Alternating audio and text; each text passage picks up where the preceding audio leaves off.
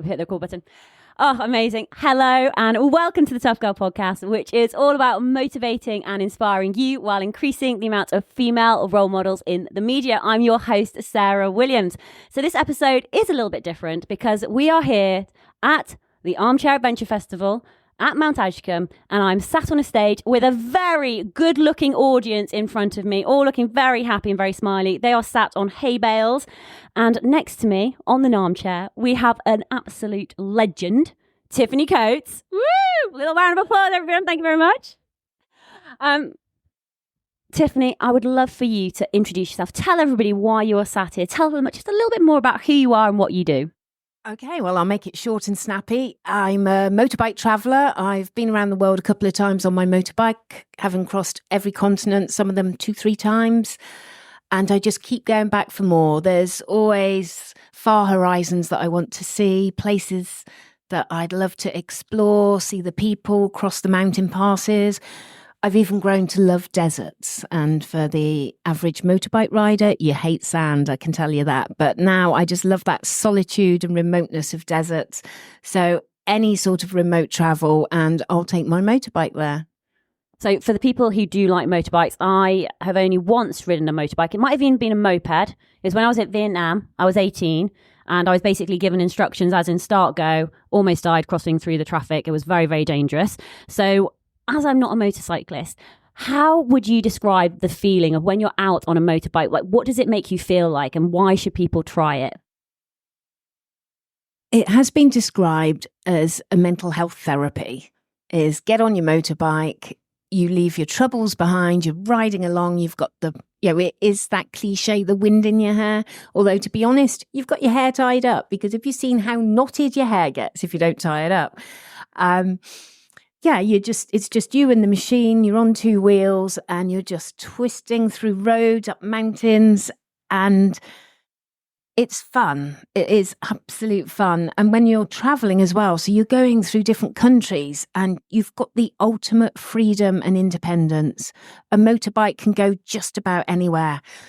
Going through forests and thinking, oh, well, I'm sort of heading to that town that's about 10 miles further on, but that's down in the plains where it's hot and dusty. But I've got a motorbike. I'm also self-sufficient on my bike. I've got my tent, my cooking gear. There's a footpath here. Do you know what? I'm just going to follow this footpath through the trees, disappear into the forest, and just set my tent up for the night and have that perfect outdoor camping experience. Just me and my motorbike, and no one knows I'm there.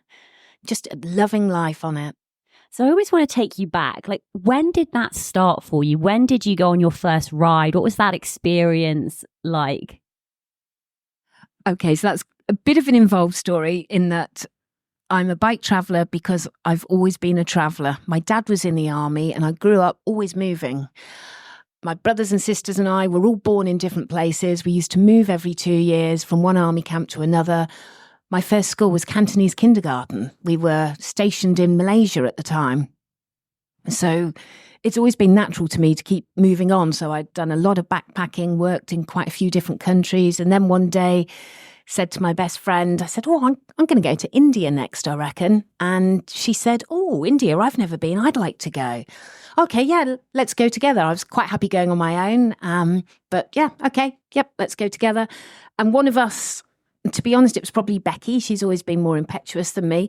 One of us said, should we go by motorbike? And it was like, oh yeah, what a great idea. We'll go by motorbike. Now, we didn't have bikes, didn't have licenses. We didn't even know how to ride. And actually, Becky hadn't even sat on a motorbike in her life.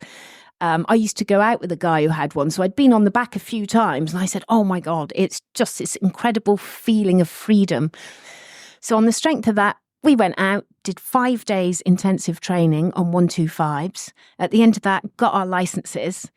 And that's when we said, so that was my first motorbike ride, was learning to ride on a little 125. And then, so with licenses, we said to people, we've got bike licenses, we're going to India.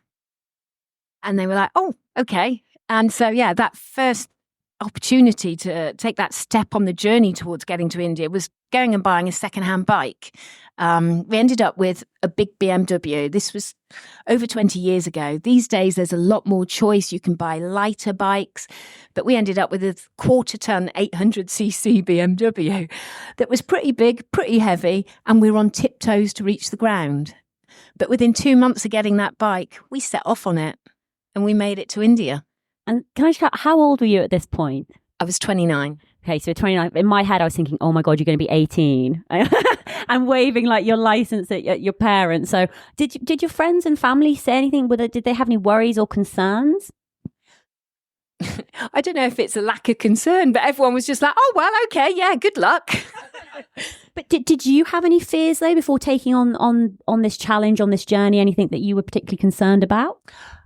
I think having already been a successful traveller, a happy traveller, just me and my backpack, my concern was, oh, I've got responsibility now. I'm sure it's something that, I don't know, some people maybe get that feeling when they have a child. I was like, I've got a motorbike to look after. I've got to keep that safe. I can't lose it. I'm going to damage it. But so it was basically responsibility for a vehicle rather than just me and my bag. I'd say that literally was my only concern.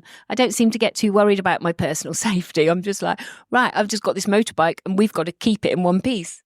And I mean, so I've done like bike riding before. So I normally do a lot of hiking, but I have cycled. And like my biggest concern was like, what if something goes wrong with the bike and, have to change a tire or something and puncture. But a motorbike is just a bit more complicated. How did you gain the knowledge? Like, did you go on a course? Like, YouTube probably wasn't around then, so you wouldn't be able to like Google, like, how do I fix this? Like, yeah, how did you gain that knowledge? And were you ever in any sort of situations where you were like, oh, this is not good? Oh, there were definitely plenty of situations where it was like, oh, this really is not good. But yeah, Becky and I, neither of us had any mechanical knowledge. So we had a friend who was a motorbike mechanic, which was very handy. And he insisted we spent 2 days with him in his workshop. And yeah, he said, to begin with, you've got the best bike possible. It's got a good solid engine, BMW engineering. You can't go wrong. He said, you just need to take care of it. You need to do the maintenance and you'll be responsible for it yourself. You're going to be in quite remote parts of the world. So he basically taught us how to do all the maintenance. There's 3 different types of oil go in the motorbike and filters to change and taking the engine cover off and checking the valve clearance. These were all things that were totally alien to both of us. But, we just sat there, we made notes. And, and so that's how we set off. And just before we set off, someone said, oh, you need a Haynes manual. Now, I knew what a Haynes manual was, so it wasn't that bad. And I said, yeah, but I had a look at it. I said, I don't understand it.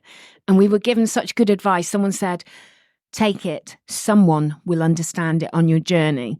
So, yeah, we set off and we got through Europe okay. And then literally the day we crossed from Europe into Asia, when you're crossing the Bosphorus Bridge at Istanbul, and about 30 miles further on from the bridge, there was a funny noise and the back wheel seized up. Luckily, I was the one riding at that point. I heard the funny noise, pulled the clutch in and coasted the bike into the edge just as that back wheel seized. And we're like, ooh, we're really not sure what's happened. And we did literally look it up in the Haynes manual for funny noise, wheel won't turn.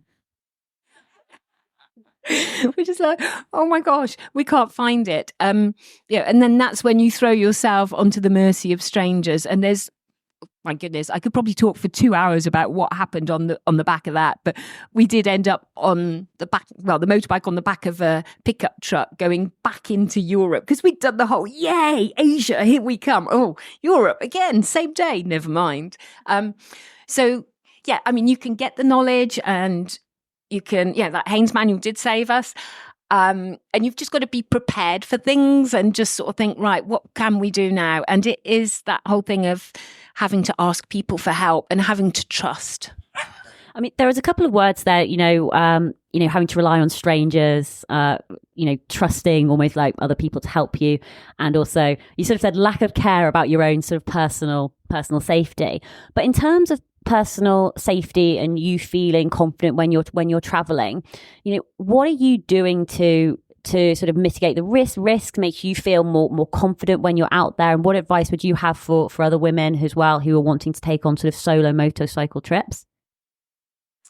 Well, I think whether you've got a motorbike or you're doing any sort of solo travels, it's about feeling confident in yourself. Now, I must admit, I teach self-defense. And people say, oh, that's why you do all that solo stuff. And I said, no, I did years of solo travel before I became an instructor. And it's why I became an instructor. For some reason, not sure why, I've always felt safe. And I've always felt able to keep myself safe. And that knowledge that I've got the resilience and I've got the skills to take care of myself.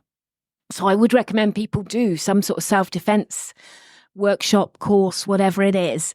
And for different people, it might be different things that work. It could be martial arts, or it could be a more general sort of session or course. And, it's little things like Becky and I on that trip and on other trips, if I've been with people, we have a code word. So apple sauce means, I think this isn't a good situation. We need to talk about this. And it could be happening in a supermarket, in a bar, by the side of the road. Solo nights because since that first trip, I've covered continents solo on my motorbike. And if I'm staying somewhere and I'm in my tent, I'm wild camping. If I feel like it's a dodgy area for whatever reason, I take my tire levers into the tent with me, and these are sort of 14 inches long, solid metal. And so I've got them inside the tent by my sleeping bag. And I'm just like, if anyone tries getting in this tent, they're getting my tire lever over the head. So I just think, do you know what? No one's going to argue with that, are they? And I think also that thing about there's a motorbike and there's a tent, people are going to assume it's a bloke in the tent. So actually they are going to get such a shock when they realise it's not a bloke, it's actually a woman. And that acts in my favour as well. I've got quite big feet, and so when I was hiking, there is a point. I would actually leave my shoes outside my tent, because then if people looked at my shoes, they'd be like, oh yeah, those are men's shoes. And I would also have my hiking poles in my tent with me as well, just in case I was feeling just a little bit paranoid. But thank you for sharing those tips and tricks. One of the things you mentioned earlier was about deserts and motorcycles. Talk us through deserts, and how does that even work on a motorbike? There's a lot of people who say it doesn't work on a motorbike. It's probably the most treacherous conditions you can get, because the bike just starts, it's called fishtailing, and you have to increase your speed, which every nerve in your body is saying, for God's sake, woman, slow down, because this is scary. But you've got to accelerate to just drive the bike on forwards, especially a bike as heavy as mine. And for me, I always think it's the holy grail of travel. And it's something I didn't achieve till about desert number 8. And that was the Gobi desert in Mongolia, where I finally cracked it of confidently riding my bike through heavy, soft sand and just being up on the foot pegs. And I don't know if any of you ski or snowboard, and I'm a snowboarder, it's like snowboarding on powder. There, you don't feel the friction. The bike is just gliding along over the sand. But on that big, heavy bike, I have to be doing at least 55 or 60 miles an hour. So you're tearing along through this soft sand. And at the back of my mind, there is this thing of, if this goes wrong, this could be really bad. But yeah, it was just keeping on trying with sand, that each time I came to sand thinking, right, I do need my revs up. I need to keep that speed and momentum going to drive me on forwards, so that I'm not just fishtailing and just flying off the bike, which I had quite a few experiences of flying off the bike in sand until I cracked it. And how did it work with water when you're in these conditions? Are you carrying extra water for you, or can you get from A to B through those situations? No, because sometimes you have absolutely no idea where the next source of water is. And the first time I crossed the Sahara, and that was along with my friend Maggie on the back of the bike, and we were sharing the riding. We didn't actually have enough water carrying capacity. So yeah, we had some bottles, and we realised we couldn't tell from our maps exactly how long it would take us to get to the next settlement. We would ask people, but people just had no concept of how far or how fast the motorbike could go. And so we'd be told, oh, it's 5 days to the next village. So we used to just be really careful with our water and just try not to drink too much. So then the next time I crossed a desert, I made sure I took loads of water. I had 15 litres with me, which is quite a lot of extra weight to put on a motorbike. And I was just like, I'm never going to be in the situation again where I feel unsafe because I haven't got enough water. The danger and risks of heat stroke or heat exhaustion are really high. And especially you're focusing on your motorbike and you're riding, and it's the most challenging riding you can do. So you're going to be sweating a lot and you need that extra water. So I carry it. I've got a collapsible water bag that is just in my luggage, and then when I get to deserts I'll fill that up and carry that with extra water in it. I'll grab some extra bottles along the way, but some parts of the world they don't have those bottles of water. The water comes out of a well. They're using buckets. They're using very simple cups and things like that. So you can't just buy bottles of mineral water everywhere you go. In terms of when you're out on these trips and the adventures, what is it like sort of day to day, week to week? Is there a certain routine that you're following? And I think, I'm not sure if this is the right term, but white lining, where you're almost just trying to get the miles in, or are you able to sort of appreciate the journey as you're on it? Oh, no 2 days are the same. And I'm sure, with some of your extreme hiking adventures, you think, I'm just walking through this one mountain range for the next 30 days and it will all be the same. It's not. Every day is different. Some days I might only travel 20, 30 miles because I'm enjoying the scenery so much, and it'll be like, do you know what? I think I'm just going to linger a bit longer and stop earlier for the evening, get my tent up and just stay here and enjoy it. Or I've had to come to a halt because I know I'm about to enter mountains and it started raining, and I've checked with the locals and they've said, if it's raining down here, it's going to be snowing heavily up in the mountains. Don't head up there on the motorbike. But other times where you do have to race through. One year when I went to Mongolia, and then I decided I wanted to reach the Pacific Ocean when I left Mongolia. So instead of turning left to come home, I turned right towards the Pacific. And turned out I was the last bike traveller through that year, and it was October and the snow had already started. And I thought, I'm sure I can make it. So the next 5 days were pretty hectic because I was just riding, and not particularly speedily because the roads in Siberia are pretty damn bad. There's lots of loose gravel, so-called roadworks, and they've got these metal rods where they're constantly in the middle of upgrading the roads, and they had these metal rods that were sticking out of the ground up to about 2 feet high, and you'd be going along, you suddenly think, wait a minute, there's these metal rods sticking out the ground right in the middle of the road, and it's not tarmac anyway, so just taking it carefully, but so riding quite long days, but then stopping and putting the tent up. That's usually when I'm making the best progress. Just stick the tent up at night, crawl inside it, get up in the morning and keep riding. So that would be like the white lining, but tell you what, there was not a patch of road paint on those dirt tracks. With your adventures, one of the places that you've been is up to Alaska. And I think I watched, is it Ice Road Truckers or something? What is it like sort of up there in these really sort of remote, desolate, challenging situations? And mentally, how do you find that? So it's not a case of around sort of not feeling lonely, but enjoying your own company. Is it solitude or is it loneliness? How do you manage that, especially if you're by yourself all the time, sort of mentally? Yeah, I've met quite a few people who've tried bike travel and said, I didn't realise it would be so boring or so monotonous. So, which is not what people want to hear when they're at an adventure festival. But yeah, there are long stretches where you are doing something that's quite monotonous, but I'm quite good with my own company. Don't get me wrong, I'm very gregarious, love chatting to people, but I do also have that resilience and the knowledge that, I'm quite comfortable with my own company. I don't need someone there to be reinforcing what I'm doing or helping. However, I do love traveling with people as well.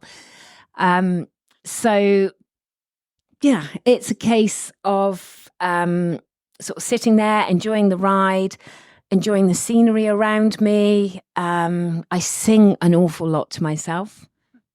What songs? Any and every songs. Yeah. Lots of ABBA quite often. I do an alphabet of songs. How many songs, a song beginning with the letter A, one with B, etc. You don't need me singing in front of you now, I can tell you, certainly not with a microphone. And so, yeah, there's different sort of tips and tricks for making your way through sort of the daily riding. And yeah, and sometimes, well, in the past, I've had music playing. Obviously listening to podcasts as well. Of course, listening to podcasts. But yeah, but that would generally be on the more remote places. Like as soon as I'm getting anywhere near where there's other people, especially towns and stuff, you know, it's just fully focused on the road. And that's the thing about a motorbike is you do need to be more focused on the road that you're traveling on than you would with, say, a car or a truck, and even a mog like that one over there.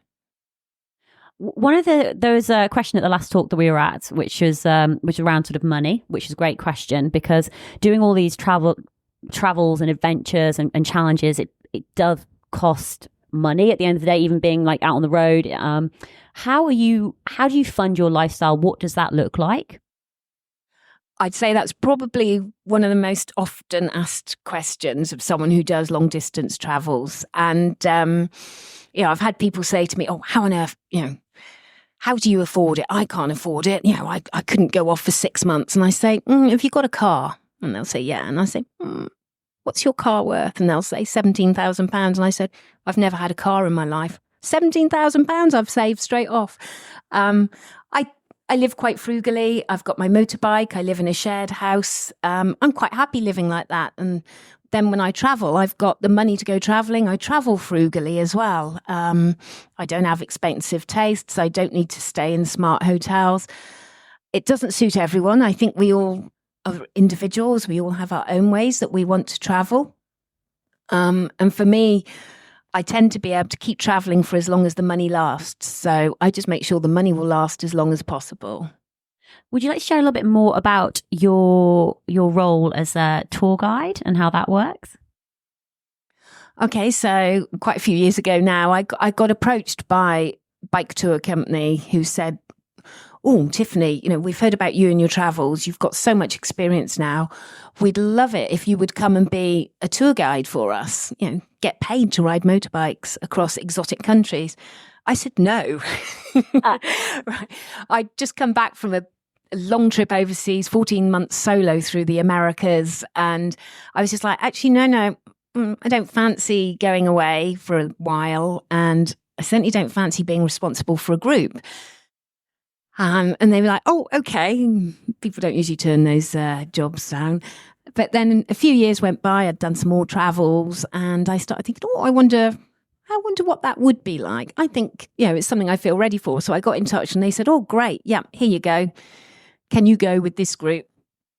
And, you know, I worked alongside another bike guide as well.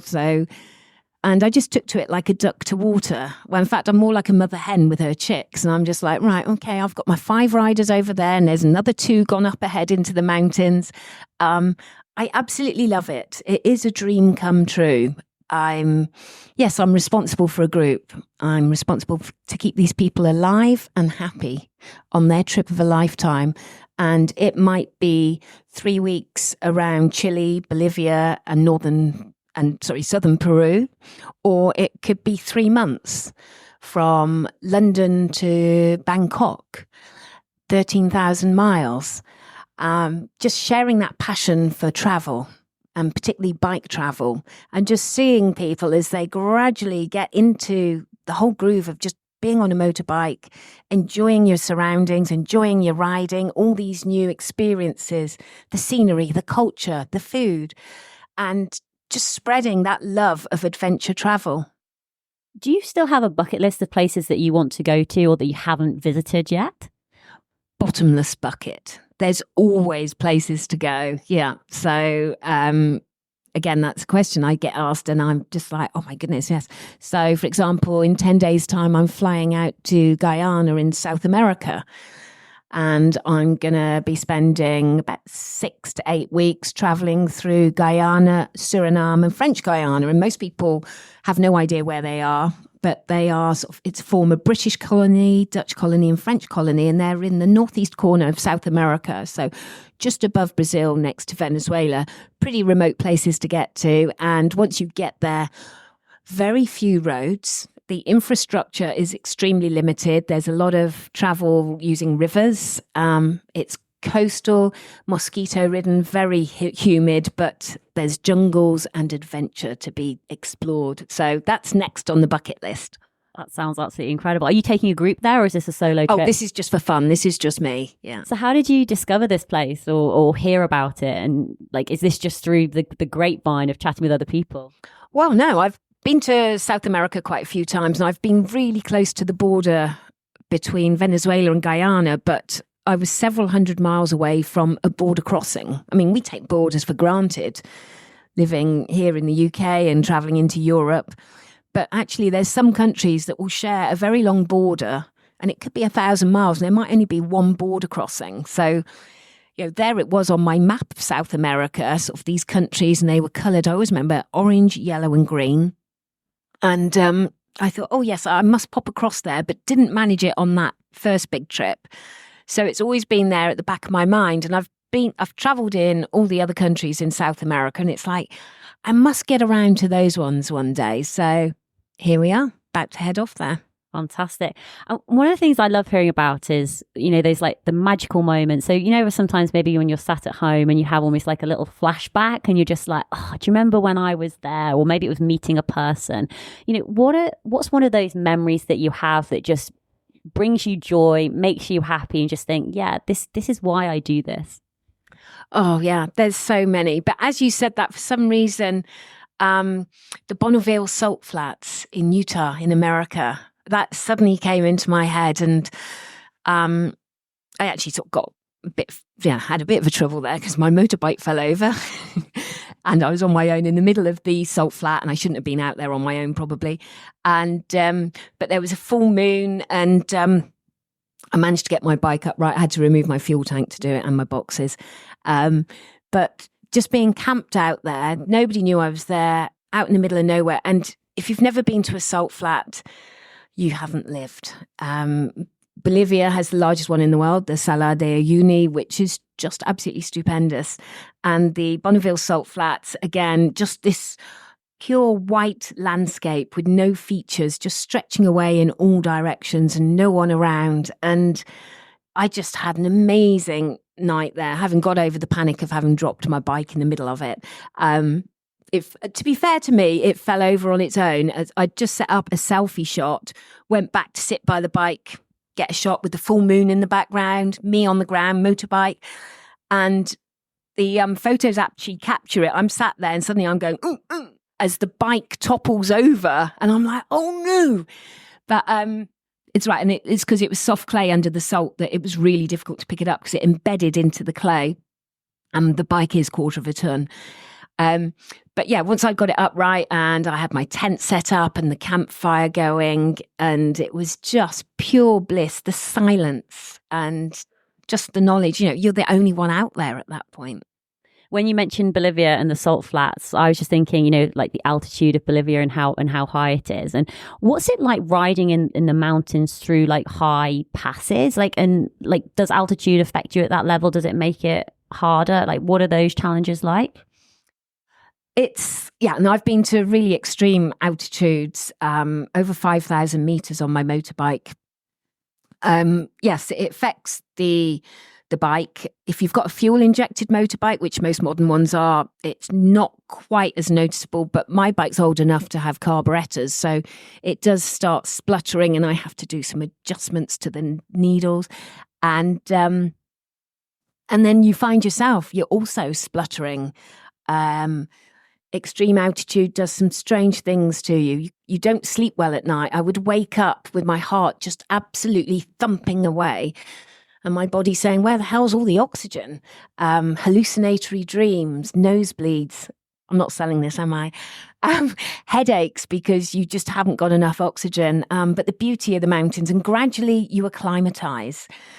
And and when you come back down to normal levels, especially if you've been doing sustained travel, you feel like Wonder Woman. You can walk anywhere. Someone was asking about this earlier, and and I said, well, I came back and I was living in Bristol at the time, and all of a sudden I could cycle up every hill in Bristol without any problems. You acclimatise with mountains, and they're just so beautiful. When you're coming home from the adventures, do you ever get the adventure blues or just feel like just a bit sad that the adventure's over? Oh, there's definitely always a tinge of sadness that, yes, this adventure is over. Nearly all the time, I am feeling that, okay, yeah, I've come to the end of this adventure. I feel ready to come home. I've seen some amazing sights, but also I'm lucky enough, I live by Land's End down at the other end of Cornwall. And I live somewhere that's absolutely beautiful. So I'm always like, oh, yes, I've been to these incredible deserts and mountains, but I'm going back to the beautiful blue of the Atlantic Ocean and the beach. So I'm always happy to come back from that point of view. And yeah, I've got very strong family network and friends. So yeah, I'll be catching up with friends and family, but there is always that sort of coming down from an adventure. And the best way to get over that is to just start planning that next adventure. It's not escapism. It's not like, oh, I hate my life. It's just like, wow, wouldn't it be great to go on an adventure? Where could I go to next? And so it always comes about as a sort of natural phenomenon. As I come back from something, it's like, oh, yes, someone was chatting about Borneo. Oh, I think I'll go there next. I have been there already, though. I think one of the things with adventures, so I actually started doing that after when I'm on like challenges and adventures, to help me sort of manage my adventure blues is I do start planning another adventure, and which is great. But in 2020, what year are we in? 24. So 2023, like last year, I was almost on adventure, 2 weeks at home, adventure challenge. And especially more so towards this year, because it carried on all the way through with, I went and walked the length of New Zealand and then came back and then walked a Camino. And I was starting to feel almost like just burnt out and like just like I'd lost like my travel mojo. And I was just sort of wondering, has that ever happened to you where you're just sort of a bit over it? And then how did you handle that if it did happen? Yeah, it definitely does happen. And I think it's something to be more wary of when you are a solo traveller. And I always think of it as travel fatigue. If I'm on a long journey and you just stop appreciating the amazing things you're seeing and the different experiences. And it was really brought home to me when I was on the 14 months solo trip through the Americas, because my sister and my nephew came out and joined me in Brazil. And their enthusiasm about stuff, and they're like, oh, palm trees. Oh, there's a monkey. And I realized, oh my goodness, yeah, I'm starting to take all of this for granted. And so it just sort of reawakened in me that, oh, this is absolutely phenomenal. And how many people get to experience such a different life, a different culture. So yeah, that reawakened it in me. But I think also it's about not planning a major trip without having flexibility in it. And so that feeling that, yeah, this is really great. And I've met people who are weary of travel, but they planned, I will go traveling for 3.5 years. And they're sort of just into their sort of 2 years mark. And they're actually tired of traveling and they want to just stop, recharge the batteries, refine, like you say, the travel mojo to then carry on. So it is about recognizing that. And sometimes it might be actually, I'm going to nip home, recharge. And sometimes you find you're back home for 2 days and you're like, oh, right, well, I'm ready to travel again now. I haven't had to do that, but I know people who have actually said, do you know what? I think that's what I've got to do. Or actually, this journey's at an end. And I'm ending it after 24 months rather than 36 months because I'm ready to go home and then I'll be ready to go off again on another one. So it's about knowing yourself and not forcing it so that it ends up being a drudgery that you have to endure. So I film my challenges, and that's sort of like how I collect my memories. You put them out on YouTube and have the videos and stuff. When you finish trips and adventures, are you doing anything? Are you keeping a journal? Are you keeping a notebook? Are you doing anything with the pictures or photos? Do you have like a giant map on the wall, or with pins in? How do you sort of gather your memories from your adventures and trips? I've always kept journals, and that goes back to when I was backpacking. So there's tatty little books. They're all in a bookcase at home. I can picture them now from all my different journeys, and just journals where it's not a soul-searching journal, because I'll come back and my dad will read every single... I'll hand it to him, to be fair, but he'll sit and read each page and just sort of... And for him, he's reliving this journey alongside me. He really loves travel. That's probably where I get, that particular gene from. And so, so I've got journals. I keep getting nagged about writing a book, and maybe one day there'll be a book that does come out. I do some writing, short stories, magazine articles, and I mostly share it with then leading people on tours elsewhere. So you're actually doing something very exciting in 2025. Would you like to share what you're doing in 2025? Okay, so I'm going to be heading over to Nepal, and I'm going to be leading an all-female motorbike tour through Nepal. So it's going to be about 2 weeks in length. We'll be setting off at the end of March and riding Royal Enfield motorbikes, mostly Himalayans, but there's some shorter bikes available as well. And we'll be taking these bikes up into the mountains, crossing passes, going to monasteries, going through the most incredible scenery you could see. It's the roof of the world in the Himalayas, and going through national parks and the wildlife, going to Chitwan National Park, where early morning canoeing to go see the wild rhinos. Going on a motorbike tour doesn't mean getting on a bike and riding all day, every day. It's about using the two wheels to go and discover a country and discover the people and the culture and all the different landscapes. So that's going to be the next big one. And there's not that many women-only tours out there, and there's hardly any also led by females. And I'm lucky enough with all the experience I've got. I'm the only woman who is employed at the level that I do of transcontinental travel. So I'm not saying to people, come and do 20,000 miles with me. Come and do 2 weeks in Nepal and come and discover what it's like to have the freedom of a motorbike in the mountains. And just almost like reflecting back over the past sort of 20, 30 years, how have you noticed things changing in regard to, are you seeing more women on bikes now? Are you seeing improvements? Like, are there more role models out there, like sort of other women, like you getting out there and leading these incredible, like all-female journeys? Have you noticed that change? Oh, there definitely is far more women going away on motorbikes and traveling. It's so wonderful to see, especially all the newer, younger women coming through. And there's one person that everyone seems to have heard of is Itchy Boots, with her YouTube channel doing motorbike travels.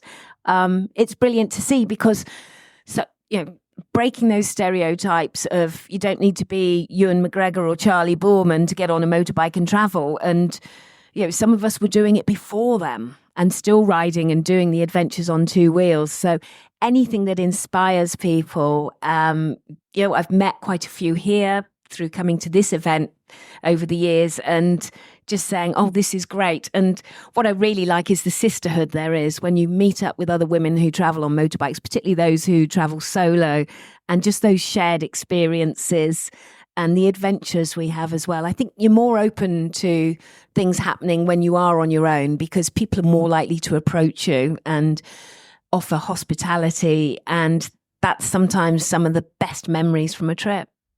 I love it. So what I'm going to do now is I'm going to ask you some quick fire questions. So my questions may be quick, but your answers don't necessarily need to be super quick. And then after we've done that, I'm going to open it out to the audience. So if you have a think about there's any questions or topics you'd like to ask as well.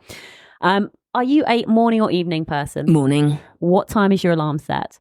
It doesn't. My body just wakes me up between 6 and 6:30 in the morning every morning. Tea or coffee? Tea. Oh, are you reading a book at the moment? Yes. What's the book called?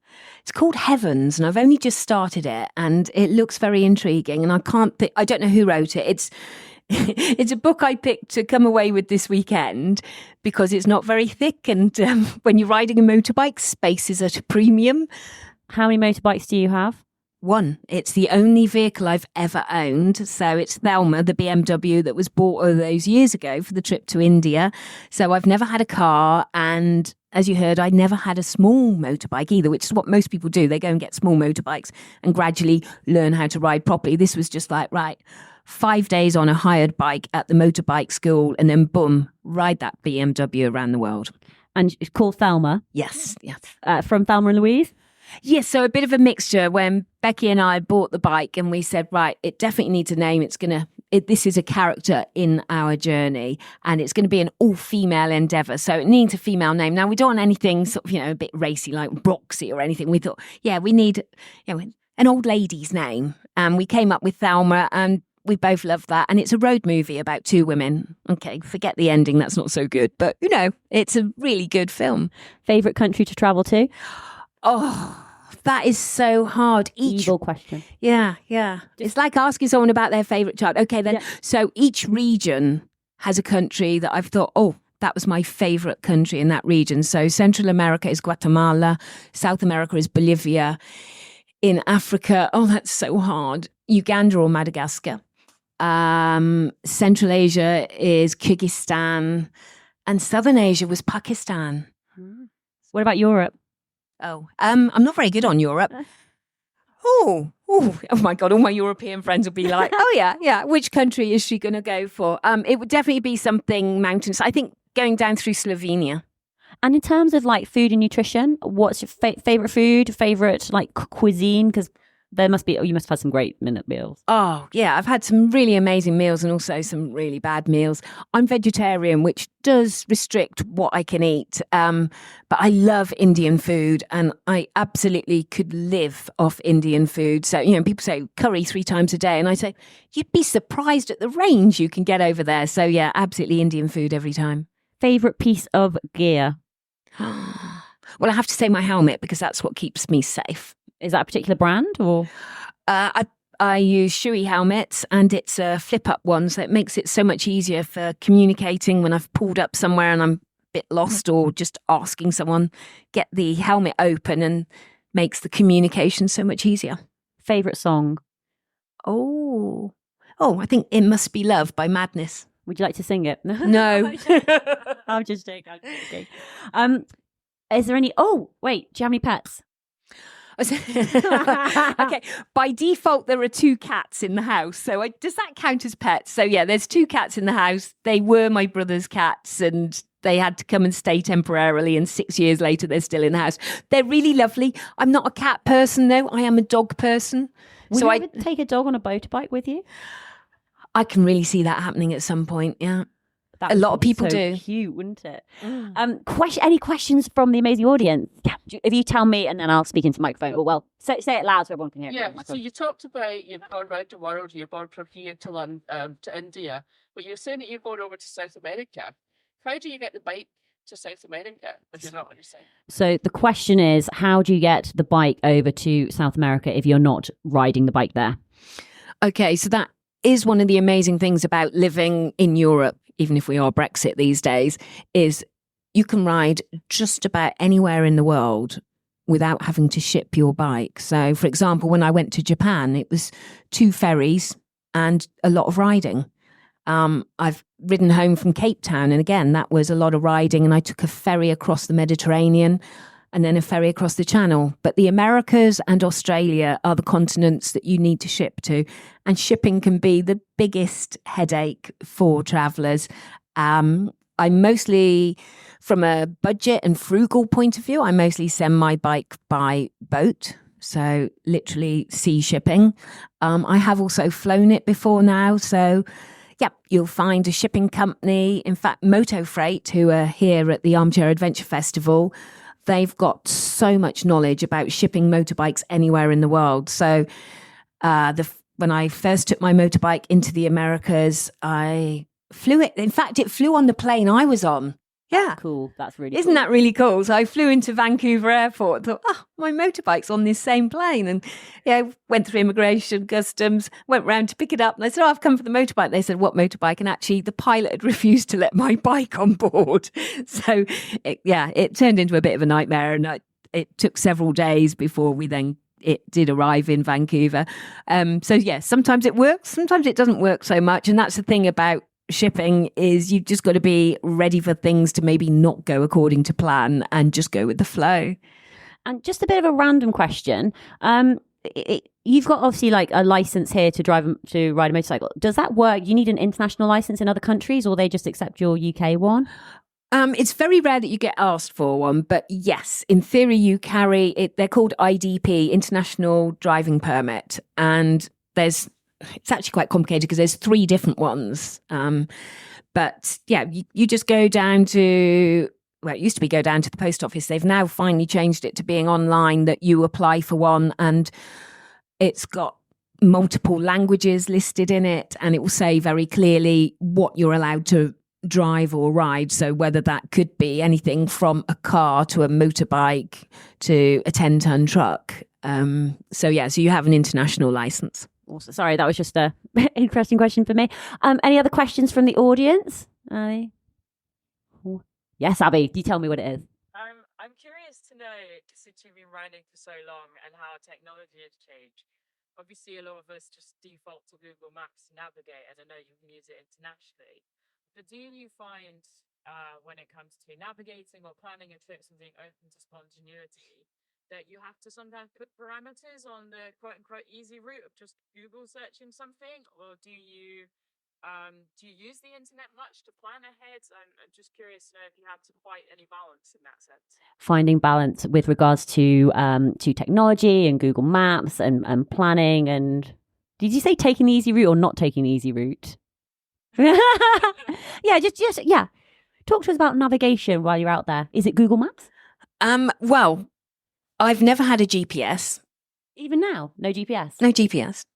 Ooh. I think it's partly because I'm too stingy to buy one, but also sort of years ago, travelled alongside people, like, in fact, crossing that Salado Uni, the big salt flat, and you don't go into deserts on your own. So I linked up with a couple of other bike travellers who were there, and one of them was an American guy, and he said, "Hey, I've got my GPS," and we headed out. And I said, "Well, I've got a compass and, got a map," although when you're in a salt desert, a map isn't that great either, but I sort of knew what we were doing, and you follow vague tracks across the salt plains. And then after a while, he's like, "My God, what the hell's going on? Look at my GPS." And it was just like this blank white screen. And I said, "Well, that pretty much echoes what's happening around us. It's all blank white." And he said, No. He said, "Oh, I should have paid the $50 for the upgrade on it." I just thought, what's the point in having it if it's not going to tell you? We made our way across fine. I said, "You're all right. I've got my map and compass with me and I have a good sense of direction." Another time crossing the Sahara Desert, and there was a German guy alongside me. He had his GPS and he said, "This GPS," and he kept tapping it, and he said, "It says we're in the middle, we're on the on Tenerife in the Canary Islands." And we're like, "No, we are in the Sahara Desert. It's sand in all directions." So that did put me off GPS a bit, because I thought, listen, mate, I can tell you we are not on the Canary Islands. So yeah, again, I love the you said something about the spontaneity as well of sort of travel, and you don't always know exactly where you're going to end up. When you're just following a route on a map, it looks very wiggly. That looks really interesting. Let's go follow that. Versus, right, I'm just going to follow this GPS. And I think you can miss out. I mean, when I'm running guided tours for companies, I use a GPS. They provide me with one because they want me to follow a particular route. So that's fine, and I'll use it then. But I think when you're doing your own travels, I have noticed some people get really caught up in, I'm just following my GPS, and they're missing the fact that there's an amazing waterfall, a little sign by the side of the road, go off that way, go see that waterfall, or some mountains in the distance off that way. No, this is my route and this is the way I'm going, which for some people, that's where they're happy, is they've got the comfort and the knowledge that they've got a route that's set and they're following that route. I'm much more of I wonder what's around that corner person. So yeah, I mean, there's certainly a bit of both. What I will say though is I set off before there were mobile phones. I've always had a Lonely Planet guidebook, and I would get to a town or city and then trying to find somewhere to go and stay. I'd just look it up and I would just sort of partly guess it, but Lonely Planet used to have street maps for all the towns in them. So I basically find it using that. And with asking people, nowadays I might be more likely to whip out a phone and just sort of Google somewhere to stay and then use that. But it doesn't always work because it can go really wrong as well when you're following Google directions. And I would really hate to lose that knowledge of where I am on my map. That's when things can go badly wrong, is you've got absolutely no idea where you are on a map. So I will always use a map and compass as well. Tiffany, I would love for you to have the final words of advice, final words of wisdom for other women out there who want to get more adventure in life, go on more challenges, but please don't say, just do it. You can answer in any other way. Well, because the reason that is I've probably done about 5 or 6 interviews, one after the other, and I used to say this as well, and I would just say to other women, well, just do it. Like, you want to do it, just do it. And I couldn't understand why women wouldn't just go out and just do it. And then it was only after reflecting I realised that it's actually not the best advice for everybody just to be told, just do it. So I would love for you to share, like, top tip, whether it's a practical piece of advice for other women to think, okay, yeah, do you know what, I can use that. No pressure. I know it's quite off-putting being told, right, I want you to answer this question, but you cannot say this answer, and then that's the only answer you can think of. What I would say is you absolutely can follow your dreams. Don't let people hold you back. If you want to do something, talk to people who have done it. Don't necessarily talk to your family. I'm lucky. I got a very supportive family who were just like, yeah, well, just go and do that. But yeah, and then find people who have done stuff. I must admit, sort of back in the day, there was no internet, so it wasn't a chance of sort of Googling, oh, I wonder who's done that, how they did it, who they were, where they're from. It's just a case of, well, I want to do this journey, or I'll just set off. So finding those figures of inspiration and not trying to compare yourself to them, because we all do it in our own way. And that will be the right way for us. So don't worry if your bike is far bigger than the bike of the person that you admire in their travels, or smaller, or you're taking routes that are totally different to others. Just do things your own way. You know, we are right in what we do. And don't be scared to dream, and just give things a chance. It is a question, though, of going out and doing it. And you have to, at least you've got to take the first step. Oh, yeah. About recognising what those dreams are, and recognising maybe what holds you back, and just sort of thinking, I've got to let go of that, whether it's financial or pressure from friends or family about, oh, you must be crazy going to do that. No, you're not crazy. Come to somewhere like this Armchair Adventure Festival. You'll find people who don't think it's crazy, who just say, yeah, that's a great idea. Can I come with you? And can I help you plan it and organise it? But Tiffany, you do have a website. You are active online. How can people find more information out about you? How can they connect with you? Where should you go? Where should they go? Okay, so I've got a website, tiffanystravels.co.uk. If you Google my name, Tiffany Coates, you'll find lots of articles and that kind of thing. I'm on Facebook as well. That's how old I am. I'm on Facebook. I do have Instagram, but I'm not very good with it. But yeah, just using my name, you can generally find me online. And yeah, just get in touch, ask questions. If you want to come and ride in Nepal with me, come and say hello. Absolutely. So I'll be including all of that information in the show notes so that you can go and find out information to go and follow Tiffany. But Tiffany, thank you for following your dreams. Thank you for inspiring us today, and just best of luck with all your future challenges and adventures. Oh, thank you.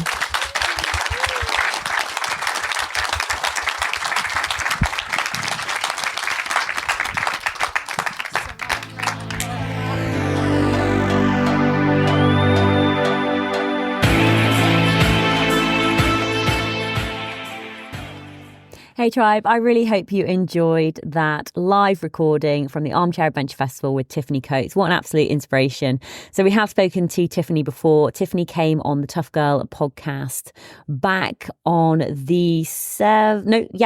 17th, 2020. And she shares more about her passion for travel and her desire to travel the world, how it all started. She shares more of her stories of crossing Europe, Iran, Pakistan, India, Southeast Asia, and Sydney, running out of money, deciding to go home via Africa. She shares more about being a frugal traveler. She talks about Borneo, what happens when something goes wrong. So if you enjoyed this episode, also take a listen to the first episode. It was recorded at the Armchair Adventure Festival, which I've been to for the past couple of years now. It's held down at Mount Edgecombe in Cornwall. I would highly, highly, highly recommend that you go and check out the website armchairadventurefestival.com and get your tickets for 2025. The dates are going to be the 24th to the 27th of July. It is just such a fun weekend. I've always had like an amazing time. It's a really supportive, encouraging, friendly atmosphere. Like anyone you talk to will have done some form of adventure or challenge, and it's one of those supportive places where you could mention, hey, I'm thinking about doing XYZ, what do you think? And you will get so much support and encouragement, and that is what it's about. When you visit the website, the Armchair Adventure Festival, Reese and Matt have released a really short sort of like 6-minute video, which is really nice. It just shares you a little bit more information about the festival, what it's like, why they started it, how they started it, and what you can expect. There's loads of music and speakers and just fun stuff as well. So please do go check it out. I do have a discount code for you to use as well. So you can get 10% off tickets. If you use TG10, so tough girl, TG10, you will get 10% off your tickets. So please do go and check it out. There is today on November 7th, I actually released 2 episodes. So I did 2 live podcast recordings. Both those episodes have gone live today, one at 7 a.m. and one at 11 a.m. So if you haven't listened to the other episode, please do go and give it a listen. And last year we actually did 3 recordings, and those episodes are also available for you to listen to. They've got the Armchair Adventure Festival branding. So if you just want a quick scroll through the website, you can see that I spoke to Emma Trenchard. She shared more about her remarkable Vespa journey from the UK to Mongolia and back, accompanied by Molly, a rescued Mongolian street dog. Her epic 2.5-year expedition across 32 countries and covering 30,000 kilometers along the way. Now, we also spoke to Gilafashan Tariq, she's a Pakistani female biker. She shares more about defying boundaries, embracing adventure and exploration, and inspiring people around the world to pursue their dreams, no matter how challenging they may seem.